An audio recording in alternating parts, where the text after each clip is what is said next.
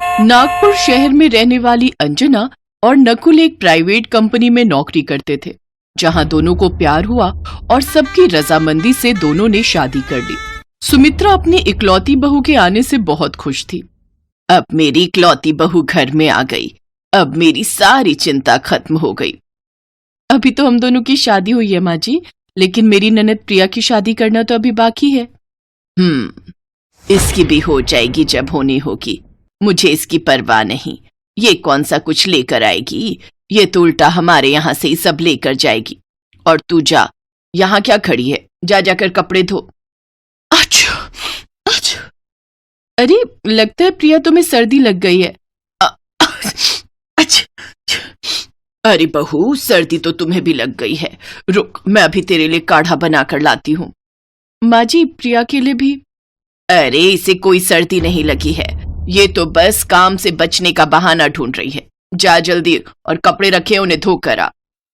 कुछ देर बाद सुमित्रा काढ़ा बनाकर लाती है और सिर्फ अपनी बहू को ही काढ़ा बनाकर देती है। ये माँ जी ननद जी से इतना भेदभाव क्यों करती हैं? अब हो सकता है शादी की भाग दौड़ में माँ जी ज्यादा थक गई हो, इसलिए उनसे इस तरह बात कर रही हो। अपनी सास के जाने के बाद अंजना वो काढ़ा लेकर अपनी ननद के कमरे में जाती है, जहाँ कपड़े धोने की वजह से प्रिया की सर्दी बढ़ जाती है और वो लगातार छींके मार रही होती है। अब बस भी करो प्रिया, कितनी छींके मारोगी, ये लो काढ़ा पी लो। लेकिन भाभी, ये तो आपका काढ़ा, आप ही पी लीजिए। अब तुम बच्चों की तरह जिद कर रही हो और आप तो माँ की तरह जिद कर रही हो। हाँ तो भाभी भी तो माँ समान ही होती है ना। चलो अब मुंह खोलो और जल्दी से पी लो। अच्छा अब तुम आराम कर लो, मैं जाती हूँ, तुम्हारे भैया इंतजार कर रहे होंगे। अपनी भाभी का प्यार पाकर प्रिया बहुत खुश होती है। फिर अगले दिन अंजना सुबह जल्दी उठकर नहा धोकर पूजा पाठ करती है। उसके बाद सबके लिए खाना बनाती है। खाने की खुशबू से सुमित्रा रसोई में खिंची चली आती है। अरे वाह, रसोई से तो बड़ी ही अच्छी खुशबू आ रही है। आखिर मेरी बहू क्या बना रही है? माँ जी मटर पनीर की सब्जी, पूड़ी और मीठे में हलवा बनाया है, साथ में दही भल्ले भी हैं। आप सब टेबल पर बैठ जाइए, मैं परोस देती हूँ। हाँ हाँ बहू, मेरे मुंह में पानी आ रहा है, तू जल्दी ले आ बस। अंजना सबको खाना परोसती है। सबको उसके हाथ का खाना बहुत पसंद आता है। प्रिया को तो सबसे ज्यादा। वो अंजना से और खाना मांगती है। भाभी, खाना बहुत ही स्वाद बना है, थोड़ा और ले आइए ना। हाँ हाँ अभी लाई मेरी प्यारी ननद। बस कर अब, और कितना ठूसेगी? मैं और नकुल भी तो खाएंगे और तेरी भाभी भी तो है। और क्या, मुझे भी अभी और चाहिए, इस भुक्कड़ का तो पेट ही नहीं भरता। कोई बात नहीं जी, खाना भी काफी है, इसे खाने दीजिए। ठीक है, थोड़ा सा लाकर दे दो, लेकिन उसके बाद सारे बर्तन धो देना, समझी? लेकिन माँ जी, दीदी को ये सब करने की क्या जरूरत है? अब तो मैं आ गई हूँ ना, मैं ये सब कर लूंगी।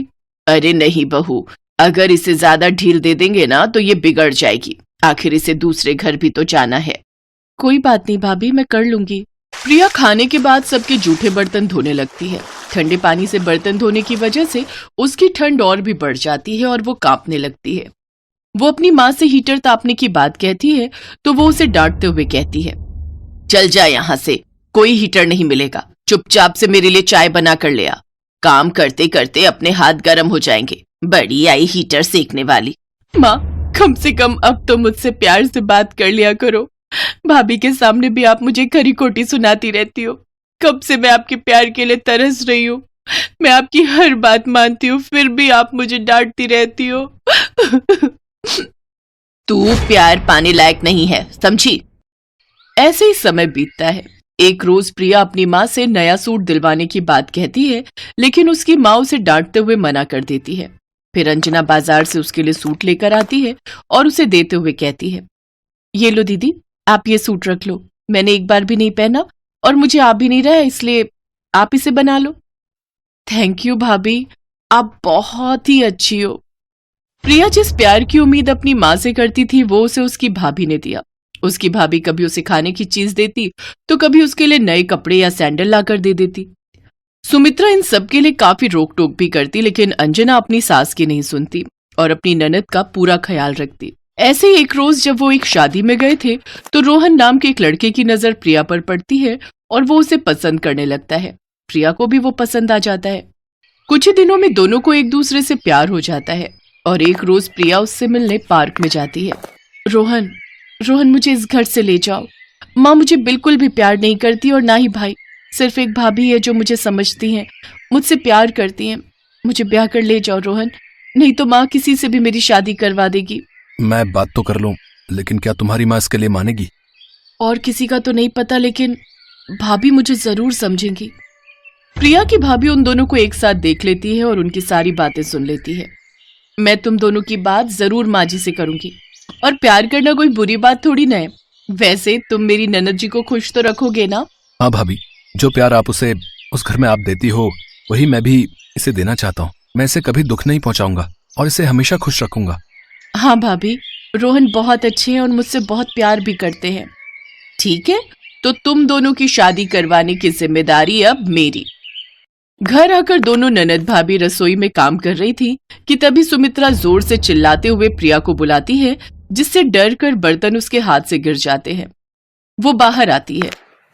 कमबख्त कहीं की, आखिर गुल खिला ही दिए ना तूने, इसीलिए मैं इसे बांध कर रखती थी।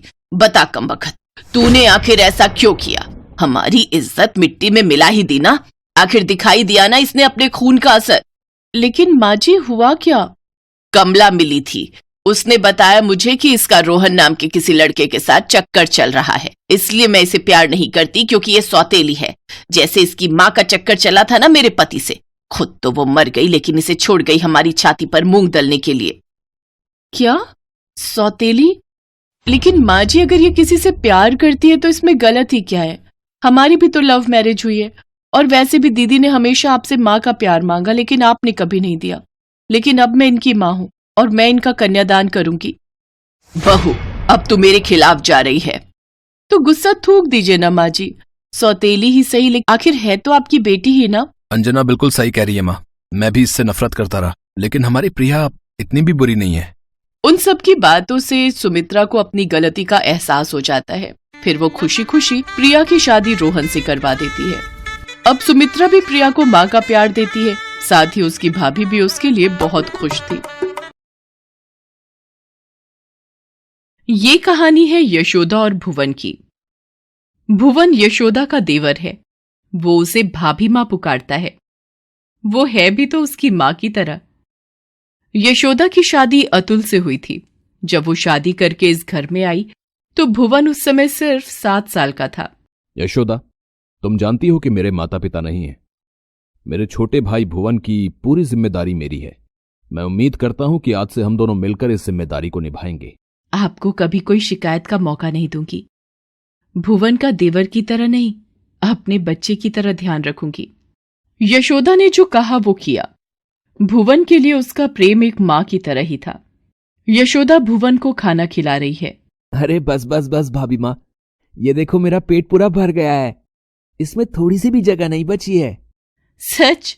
ठीक है, फिर वो जो गाजर का हलवा मैंने बनाया है वो मैं खा लेती हूँ। गाजर का हलवा? कहाँ है गाजर का हलवा? जल्दी से लाओ ना।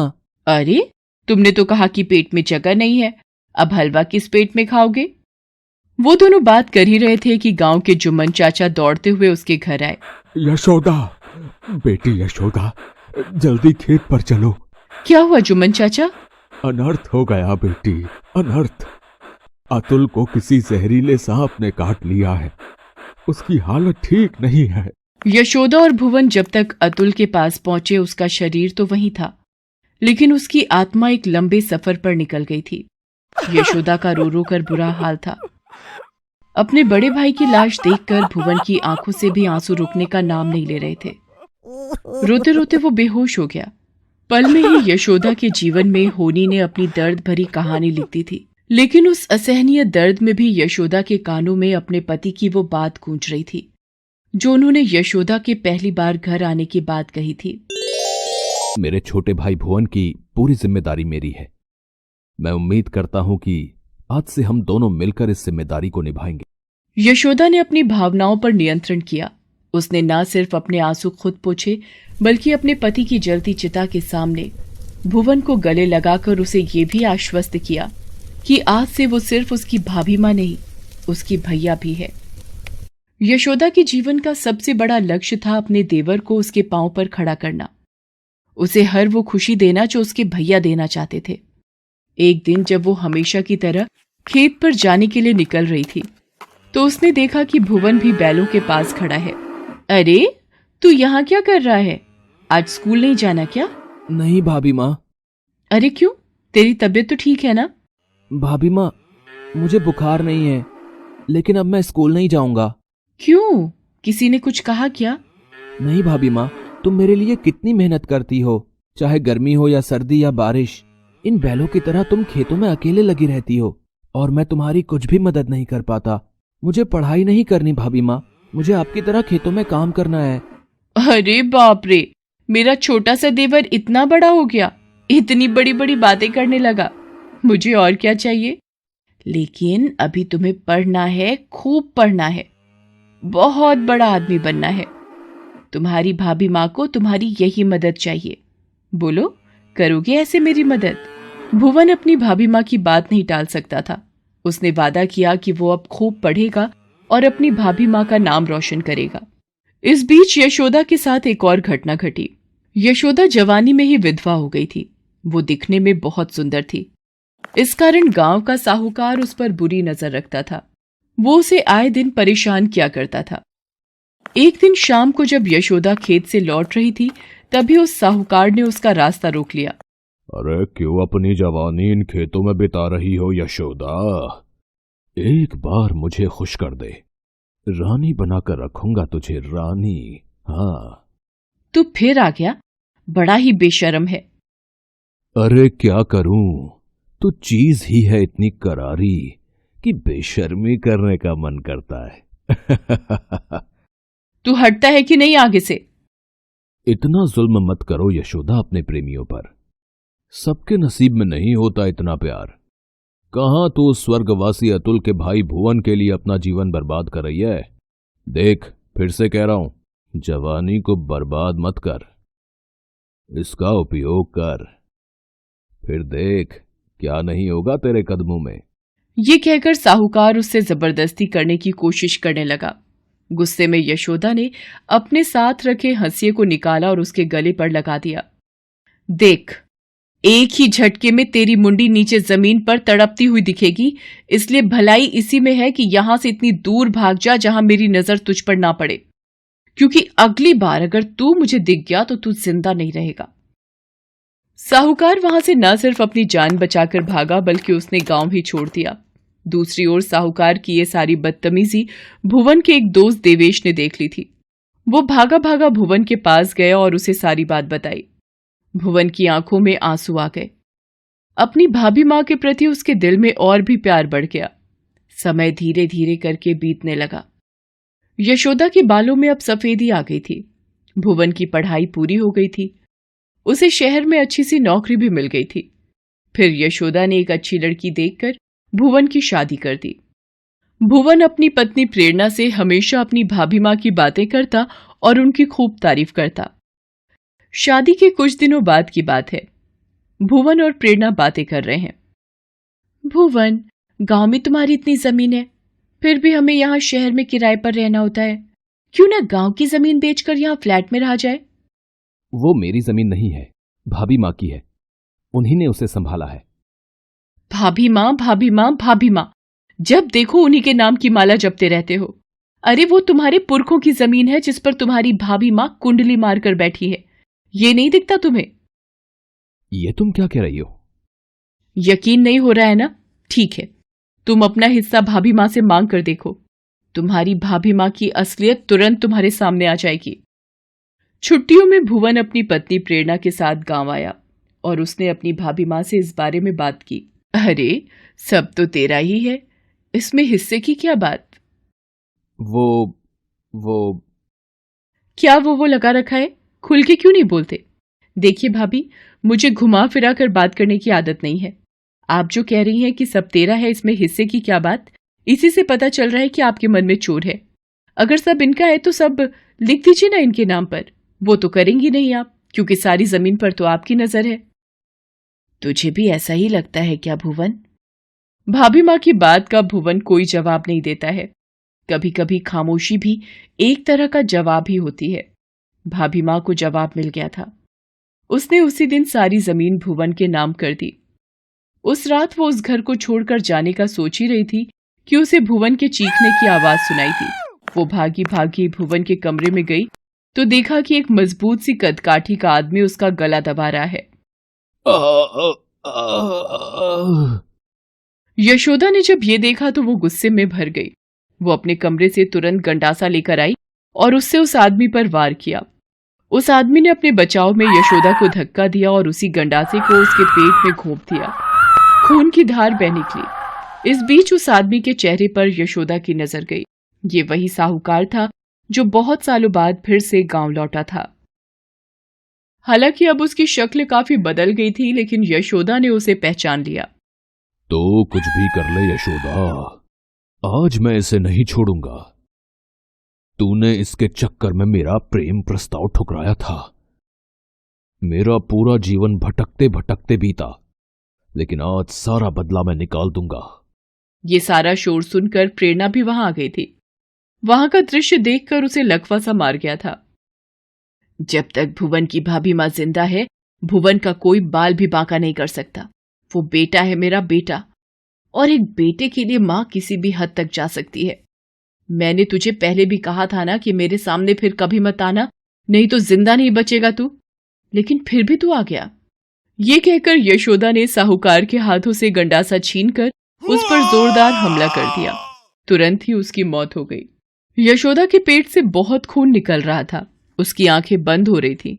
उसने प्रेरणा और भुवन को अपने पास बुलाया और बोला कि उसने सारी की सारी जमीन भुवन के नाम कर दी है।